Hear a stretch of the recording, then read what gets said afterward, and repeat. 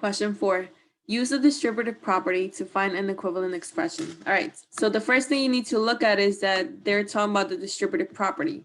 You guys know we've been working with distributive property for a while now, and when we talk about distributive property, we are talking about multiplication.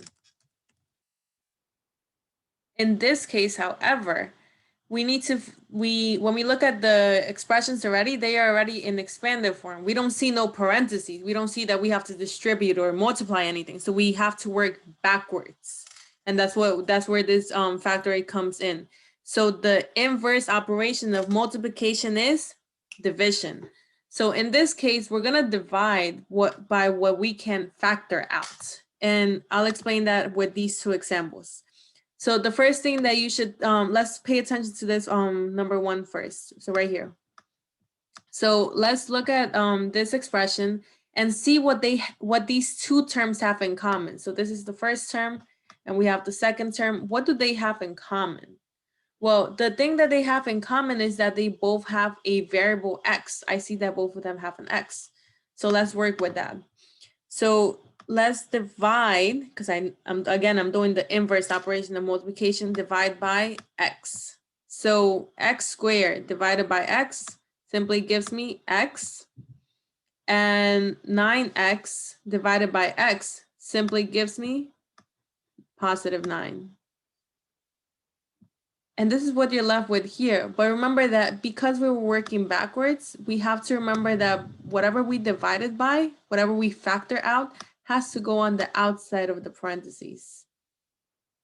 Now, in order for us to check to see if our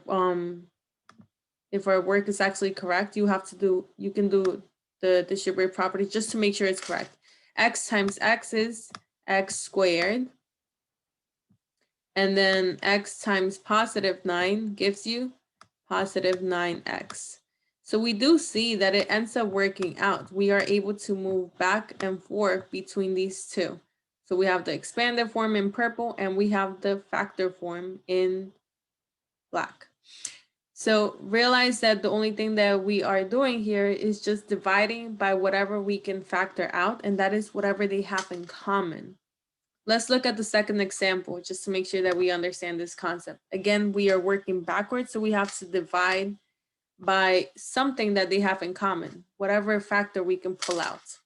So we have x over here, but we also have x here. So we can pull out x as well in this case. We can divide by x. So in this case, x squared divided by x, we go back to our x. And then we have the other term, 10x divided by x. That just gives us positive 10. Now remember, our factor that we divided by has to go on the outside of the parentheses to show that if we were to want to go back to the expanded form, we simply have to multiply this times x. And again, always double checking your work. We have x times x is x squared.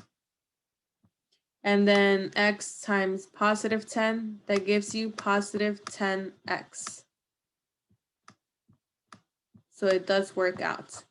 But remember that the final answers that we do want to see is this one, like x parentheses x plus 9, because we want to go from expanded to factor form.